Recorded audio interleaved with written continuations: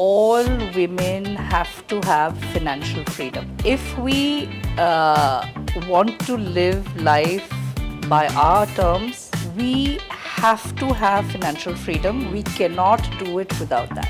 Why do you call it emotional violence and not emotional abuse? I was working on women's empowerment with various women's groups. The concept of desire is so alien. Older women can have men friends, casual relationships, one night stands. It's not within the realms of It's sinful. retirement is just an age. Right. It is like Yeah. 60 you retire. You don't retire from living life. You don't retire from work per se. I'm hoping I'm going to have another good 20 years of active work post official retirement. I think women like to keep everything hidden. लड़कियां कभी दोस्त नहीं बन सकती. It's complete bunkum. I think it's, safety blanket. Nothing beats the strength of women together. Scared probably of the strength. Possibly. Yeah.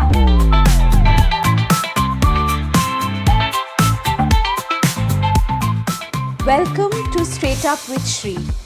I'm Shrimoy Piu Kundu, community founder, status single, one of India's biggest networks of urban single women. I'm a writer and a very proud feminist. And today on my show, my weekly podcast, I have a woman who I admire right from the corner of my heart. For over 3 decades, she's worked in the realm of human rights, in the social sector. She is a DEI evangelist, the global lead and subject matter expert for one of the biggest technology conglomerates, TCS. She's written 4 murder mysteries. She's a poetess whose words spew passion and beauty and love and heartbreak. She runs a gorgeous homestay called Polash in Shantiniketan. She also runs a cloud kitchen. She's a culinary genius, if I may say so. And now she's dabbling in what is another of her, her heartstrings pulling, which is the realm and the domain of textiles, and trying to, revive handloom, katha, block printing, and lots more. That's the latest initiative. I think before I go on and on, let me introduce my next guest, none other than Srila Dasgupta. Hi, Srila Di. Hi, Srimoy. Wonderful to be in conversation with you. I know your introduction has intimidated me because I think, I'll need probably 10 podcasts to cover somebody with your, expanse of work, hobbies that you've made work. I mean, what a life. Thank you. I am quite overwhelmed by the introduction myself. No. So we'll get straight to it, Srila Di. One of the reasons that I wanted to have you on the show is because I wanted to shatter certain stereotypes that we have about women with disability. Right. And you're very, very special to me because your story didn't begin that way. And we've talked about this before, that how because of an autoimmune disease, you lost mobility. So before we go to that, you're a single woman, I'm a single woman, and we're very passionate about single women in this country who now number at 74.1 million. So that's the highest ever population of single women in India at 39%. Tell us about, the years when you were battling with a difficult marriage and also balancing a very, very, a high pressure career. And how was it then? Because so many women I know, they either give up jobs or they, shrink into smaller versions of themselves. You didn't. And that's, to me, you are my Shiro. Oh, that's so sweet of you. Firstly, I think I feel very privileged that I'm part of that 74 million. Absolutely. And cheers to that. Cheers to that. Cheers to that. So, yeah, I think one of the things that I have told all women, whether they are from family or they are my colleagues at work, is that all women have to have financial freedom. Absolutely. If we want to live life by our terms, we want to be the sole decision makers in our lives, we have to have financial freedom. We cannot do it without that. Right. And so times were difficult, as you say. And the thing is that when one is going through a difficult marriage, I was fortunate there was no physical abuse, but emotional abuse is a lot to deal with. It's invisible, it's much more difficult. And that turbulence itself, thankfully, days are over, but to actually wake up in the morning and go to office was the thing which got me out of bed. To actually go and retain my identity, to shine in that space Right. in my life, was the best possible way in which I could, get back my self-esteem, which is, I think, the basic principle of moving up and being able to cope with everything. And which is why I tell women that they have to be financially independent, and second, never give up on your work life. Work life. Never compromise on that. That's like a no-no. A fundamental. It's non-negotiable. Non-negotiable. I think you bring up a very important aspect of marital abuse, which is emotional violence. Yes. And I remember I was speaking at a conference once, and somebody actually came up to me and said, why do you call it emotional violence and not emotional abuse? Because the image of violence that we have is always that you're going to end up bloodied and with bruises or pushed or hit or even raped. As you know, in our country we've not even criminalized marital rape. But emotional violence, the silent humiliation, the mental harassment, now we have vocabulary like gaslighting and breadcrumbing and all of that, which has come up, I guess, thanks to the dating parlance. Women who go through emotional violence, I've gone through it, Sriladhi, your confidence is chipped away bit by bit by bit. How did you, I think this is going to be a life lesson for the women watching my podcast, that how were you able to, as you're saying, that was the impetus for you to get out of bed and say, okay, I'm ready to face the world no matter what's happening at home. It's so innocuous sometimes, right? That even when you go and complain to the police, because I lead a community and I know, the police says, अरे ये तो पति पत्नी में जी नोक झोंक है, एरकम तो खूनशुटी होते ही থাকে. How do you even explain emotional violence? Because you work with women too. I think one of the biggest strengths have really been my women networks. I was working on women's empowerment with various women's groups. Most of them were rural groups, but the kind of strength one finds, because violence is the lowest common denominator. Absolutely. All of us, I think, or most of us who've been through violence, like, it doesn't matter. Class is not a factor at all. Absolutely. So it could be somebody who's just looking after her cattle and is unlettered, who is my sister at that point of time. Right. And I think that collective strength has always been my biggest go-to. I also was fortunate enough to have a very supportive family, and but nothing beats the strength of women together. I think that's a win-win. And this is something that I keep telling women, because it's happened to me. I've seen this happen to my friends. तुमियो निश्चय बोलते पारबे. The moment a man comes to our life, and later if it progresses and fructifies into marriage, we almost give up on our girlfriends at times, because every weekend is just for the husband, then the children. What we don't realize is that we need to have an independent social life, a community life, and our own support networks. I think it's absolutely important. I think you've hit the nail on the head. আমরা না আমাদের বান্ধবীদের ভুলে যাই, হ্যাঁ, ভুলে যাই হ্যাঁ। আর I think we are also trained at a very subtle level to be people pleasers. Absolutely. So, and we want to be liked. Yeah. And that approval seems to come Validation. from that validation comes from the fact that we are socializing as per expectation. Then our personal lives are put on the back burner. It is delightful to actually see, say, my college friends, school friends coming out of the woodwork in their mid 40s to Right.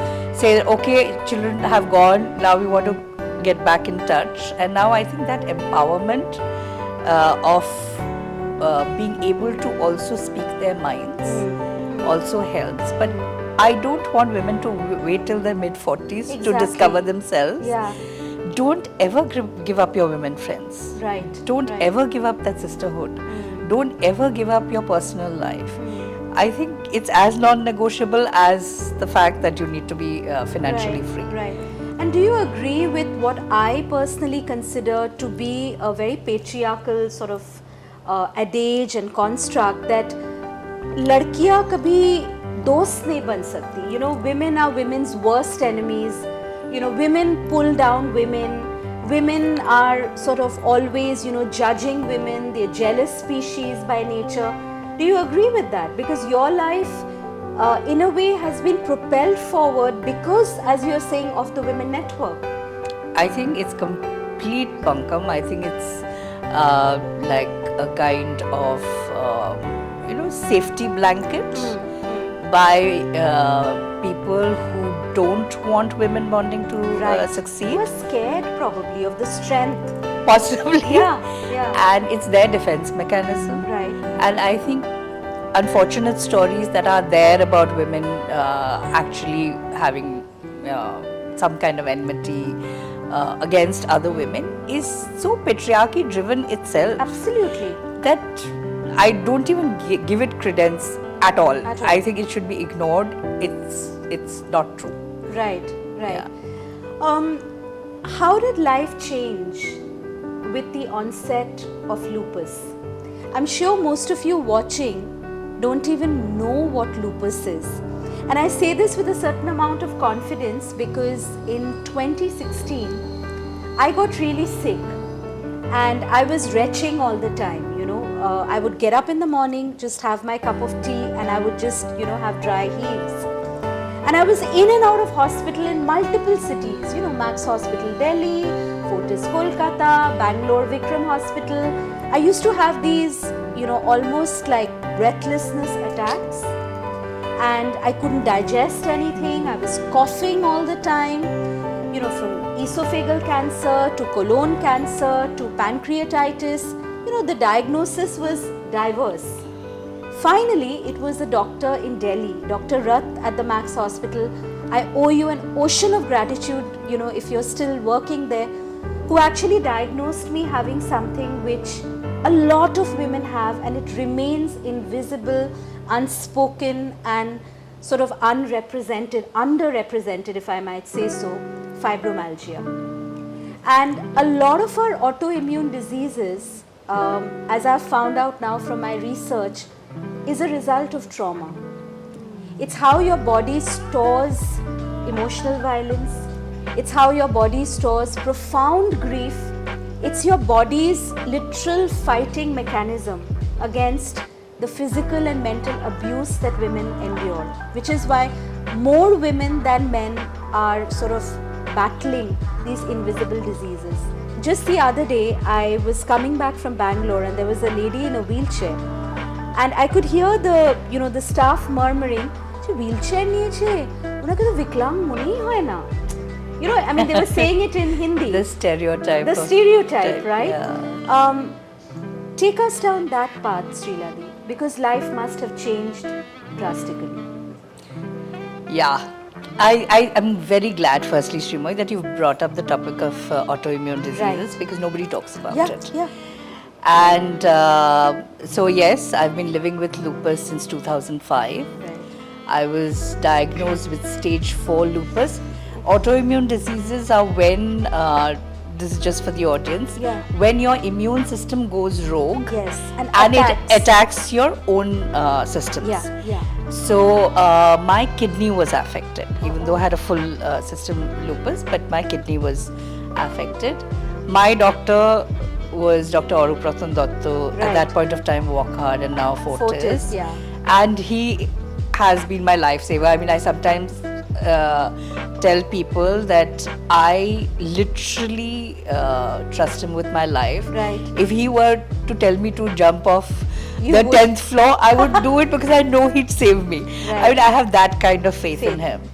And I think his faith in me being able to lead a normal life was also a big factor in me being able to get back on track. Right.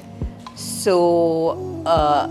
it wasn't easy. The first Right. 6 months was, of course, like in and out of hospital, getting back this thing.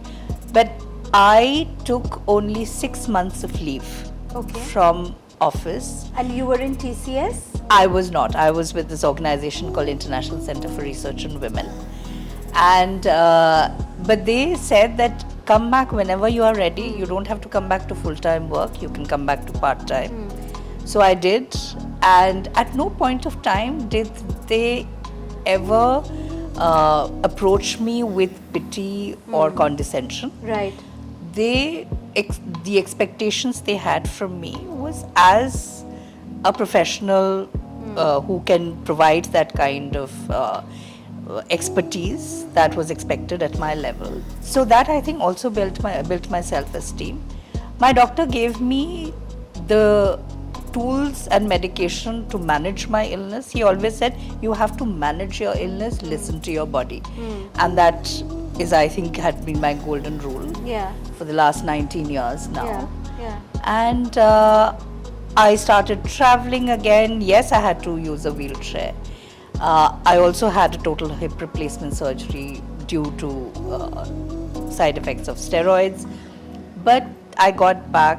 I've been traveling around the world and everywhere in a wheelchair. I get comments that you don't look like somebody Yeah. who needs a wheelchair. Yeah. But I think it's life has changed, but one can actually navigate and be able to be successful professionally. I get bored very easily, so I like to keep my life exciting. I have parties at home, I have lovely friends. So I think I live a full social life as well. I just need to make sure that I don't overstrain or overstretch. But I think I'm doing good, Srimoy. Managing well, absolutely. You know, a question that I had is about accessibility. Right. Because, you know, for instance, when I invited you and you very kindly agreed to be a guest on my show, the first thing I was worried about is we are shooting at the park, and I was so happy when you said that, park e to wheelchair ache, so it was, I knew that it was a hotel which prioritized accessibility. But I know for a fact that 90% of places in India don't. And এখন হয়তো we are seeing a bit of, change, ramps, etc. But generally, it is very hard. Like, for instance, I remember I met a very well-known stand-up comedian in Pune, Shweta Mantri, and we were at this cafe, and the toilet was, right on top, and there were stairs, and she was on crutches, and Shweta is, she's a gutsy girl, and she's really, like a hustler and a fighter. She said, Shri, don't worry. I was literally in tears, seeing her struggle, because, people, I could see that condescension on people's faces. Arey, gir jayegi. Then I came down and I told them, they're one of the biggest cafes in Pune. I said, why is your bathroom on the second floor? I mean, you kind of assume that people who are disabled won't have a social life. They won't want to dress up, they won't want to party, they won't want to come to a nightclub, they won't want to have sex, they don't want to be attracted to people. Do you feel all of this? I mean, I was enraged.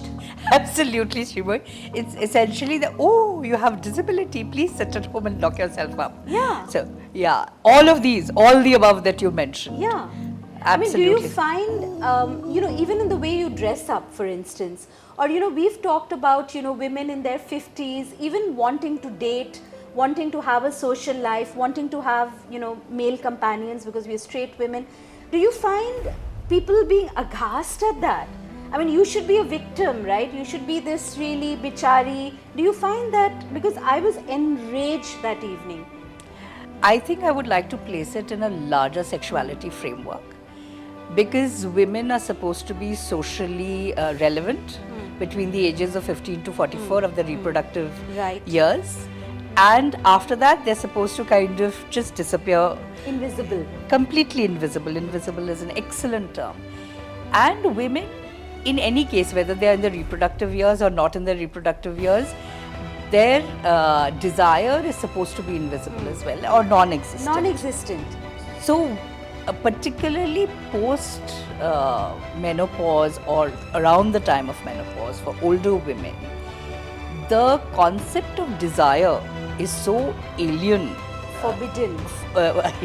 forbidden, and the whole concept that women can have orgasm is never discussed. Yeah.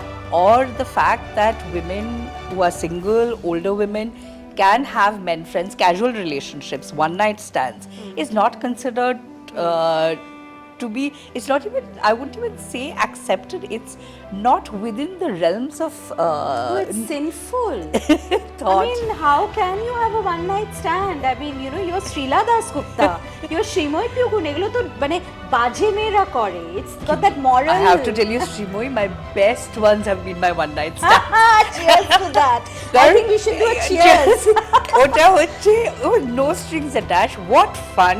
Yeah. And the ones which kind of go into slight emotional this thing, they're like real downers. up, yeah. Messed up. I'm very happy with single one night stands. Maybe if they're really good, then it could carry on for a few more one nights. But I think that freedom women need to also find themselves is because a lot of my poetry is erotic poetry. Absolutely.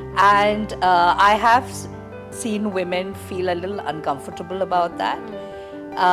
Or some of them have come up and said that, you talk about certain things that we don't even articulate to ourselves. And I think this whole forbidden thing about women's sexuality is we really need to overcome. Right. Let women come into their own. That's such a large part of our identity. Pleasure is something that we don't talk about. No, absolutely. And if we don't talk about pleasure, then who are we? Are we only working and we are only producing children or not producing children? Like, then you are not a whole person. Right, right. So I think that's something that I would tell all women to kind of find that space within their identity and shout out from the rooftops, be proud about it, and say, go girl. So No, I always say, it's like seek out your sacral chakra. I'm always telling women that because I think, we have, like, for instance, I was talking to a married girlfriend and she said, do you think married women have sex all the time? they don't. They don't. I've been married. Yeah. Yeah, so that's the thing. So we always like, and here's the reverse. So fibromyalgia brings about the onset of deep depression. It's a nerve, essentially a nerve sort of disorder, if you can call it. And when I was going through that depression, my women friends were telling me, I think you need to get laid. So, I'm saying that sex is always seen to be either a cure or a fix, or it has a purpose, like you're pushing a child out of your vagina, you're extending the lineage, you've justified being married, right? I'm saying just have sex for pleasure. It is a pleasurable, fun, adventurous, beautiful, erotic, passionate space. I second that. Yeah, but how many women even enjoy sex? We're so conscious of our bodies. And that's my other question to you. Because you talked about one night stands and people listening to this must be thinking, what? Are you conscious of your body? Are the men that you're involved with, even if it's a one night stand, how do they react? How is it? Because, I remember that scene from Margarita with a Straw where, Shonali Bose had directed it, and I've interviewed Shonali, and, it's a story of Malini Chib essentially. It's her Yes. book which was made into a film. And, the scene where she's masturbating on the wheelchair, and Shonali spoke about that, when you show that a woman on a wheelchair is capable of feeling a sexual urge. What do you feel about that? How do people react to you? How do men react to you? If I may ask. Of course, see, men I think are at one level quite simple about desire. If they're getting laid, I think they're happy. They are happy getting Yeah, and I also think that it's a myth that a lot of men desire only certain types. I think men do not have so many hang-ups as we have in our head. minds about what men find desirable. I think a lot of men find all women desirable. So I think that is more something that we need to nurture. And when you're talking about masturbation, what you're talking about masturbation as like a woman with disability, even women without disability are so scared to A, masturbate, or B, talk about it. It's dirty, it's sinful, it's sacrilege. Exactly. For women with disability, it's a double whammy. Because first you're a woman, you're not allowed to find pleasure, and second you have disability. Oh my God, how dare you? So I think it's even more important therefore to have these conversations socially and elsewhere, publicly, to make sure that it is all right, that women can stand up and say that I am who I am and I'm proud of it. You live alone. You went through the whole of COVID on your own. And I remember having a conversation with you then, because I think we did a online chat show then, where you said that you tell your watchman when you're going into the toilet that if I do not emerge from the toilet by this amount of time, then he knows something is amiss. How do you manage to do it? So, firstly, I think I've lived alone because I'm fiercely independent. I couldn't think of living with anybody else. So, I had to work out support mechanisms to make it happen. And yes, last year I had like complications with my eye surgery, and I practically lost vision in my left eye. And it took time for me to kind of get back to navigating spaces again, because there's a physicality involved which also impinges on your emotional psyche, because you feel that you'll never be able to do it again. But thankfully it's been about a year. I'm back to where I was, and anything is possible. Right. And I think that's the main thing, is that if you are resilient and you are convinced that you can do it, it can happen.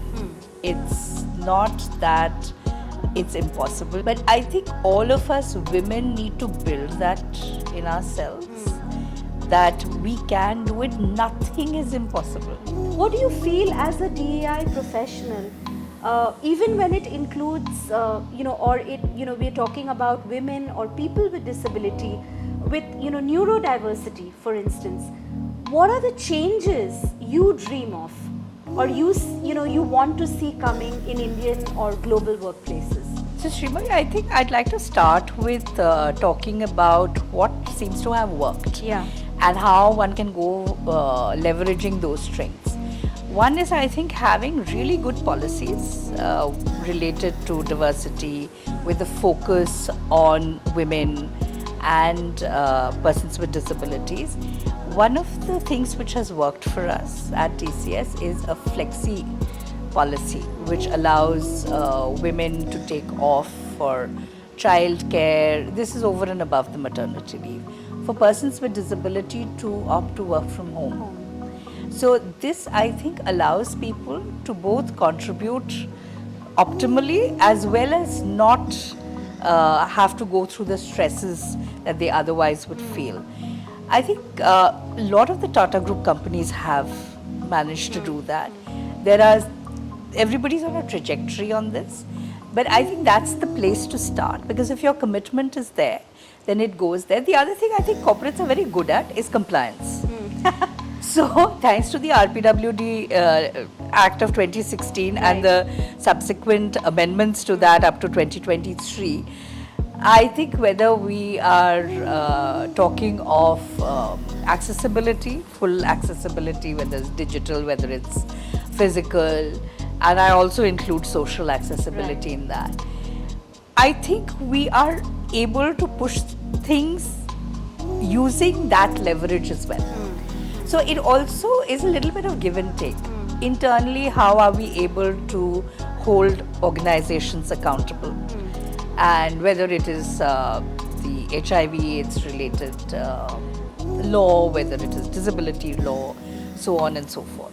So I think those are the spaces that need to be strengthened. Of course, creating ecosystems which convert eventually the socio-normative thinking and this whole concept of othering and like othering from a space of privilege. Right. These need to change. Right. These are attitudinal and behavioral changes which will still take time. But I think in my years, I mean, I've been working 30 odd years now in this area, I think things have shifted, but we still have a long way to go. And I think I have hope that we will move, maybe not as fast as possibly we should be moving. And I think the battle is never quite done. We will still need to have our voices articulate what needs to be articulated, fight the good fight.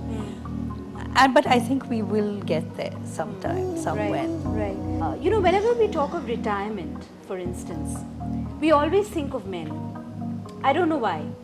Because, you know, I've heard my mum say, for instance, that, you know, jano to chelera retirement er por, they fall into depression.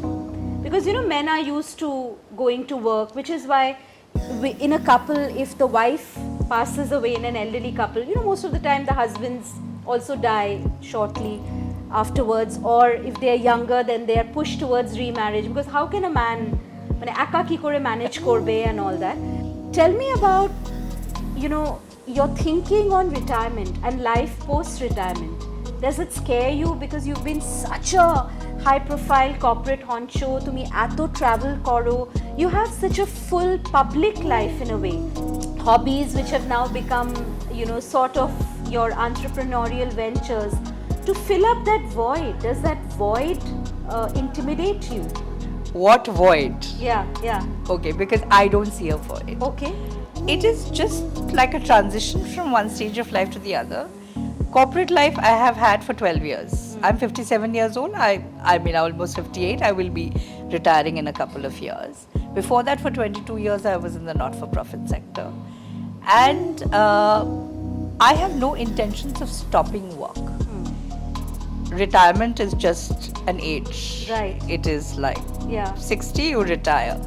But retire from formal work. You don't retire from living life. You don't retire from work per se.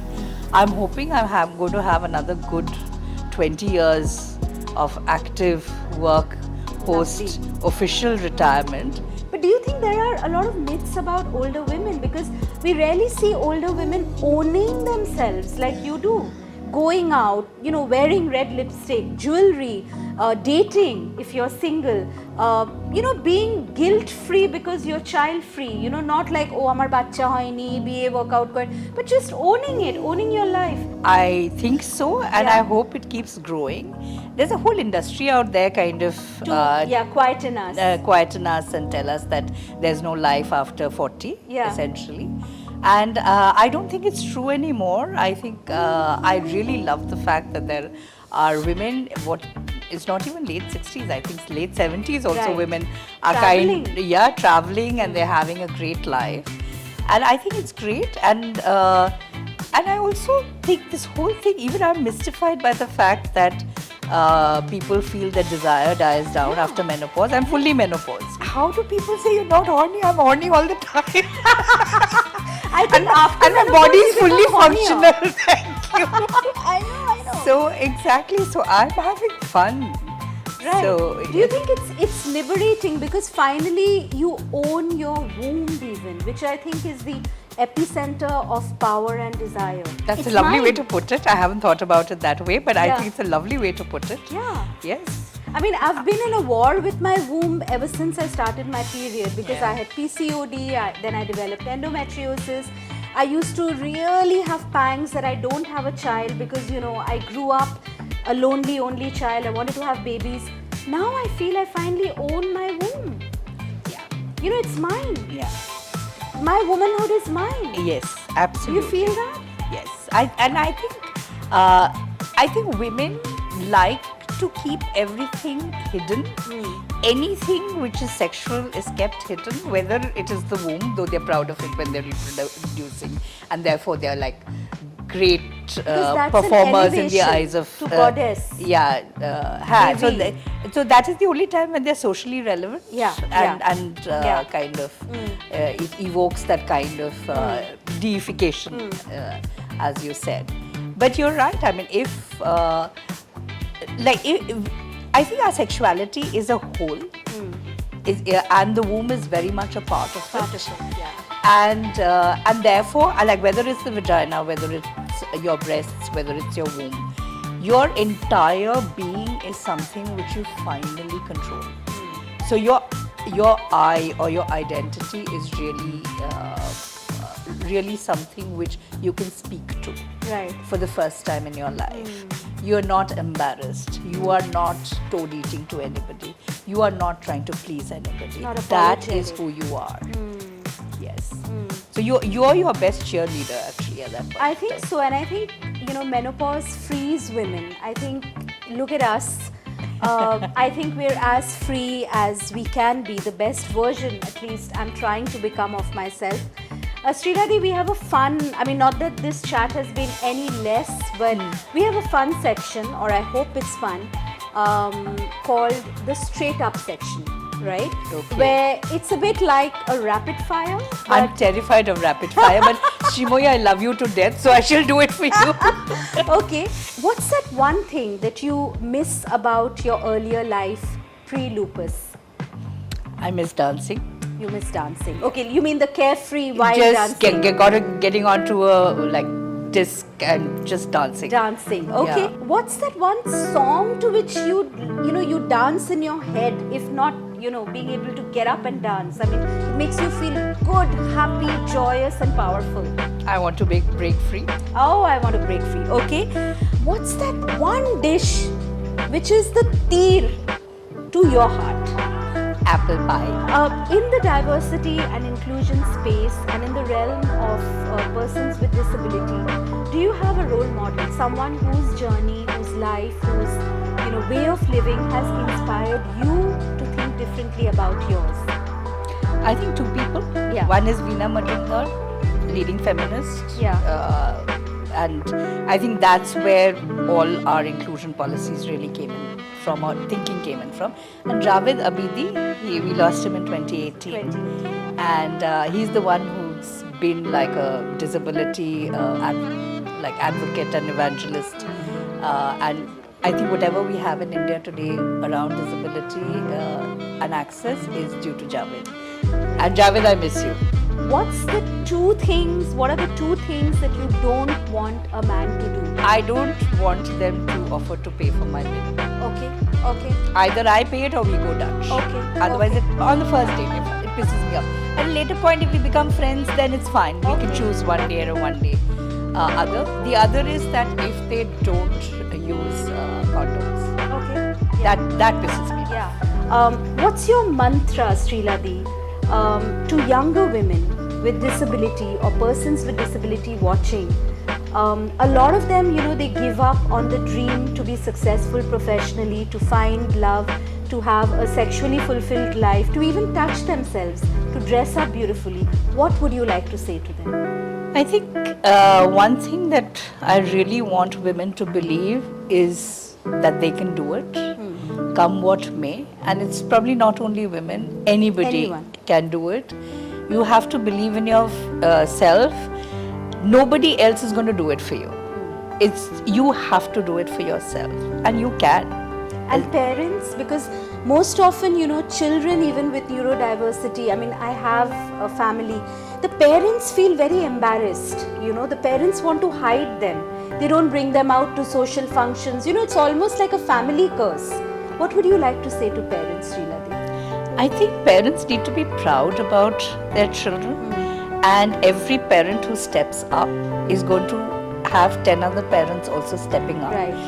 And on the flip side, I think it's up to us to also create spaces which are safe and which allow people to stop being ashamed and be proud of themselves and Right. their children. Right. So I think it's a dual responsibility. You've conquered many, many mountains. You've crossed many streams, and I know that beautiful, greener, and lush pastures await you. Thank you so much for not just coming on my show, but being a showstopper for women of your age, women who battle invisible autoimmune disorders, women who live alone, women who are child-free, women who've overcome tough marital conditions to still scale up in their professional life. On that note, and with a heart full of gratitude, let's have a cheers moment. Cheers, Srimay. Thank you for having me. It's been a joy. Thank you so much, Sriladi. If you've enjoyed watching today's podcast, don't forget to like, share, subscribe, and do click on the bell button. And welcome, to this great conversation series. I mean, share it onwards.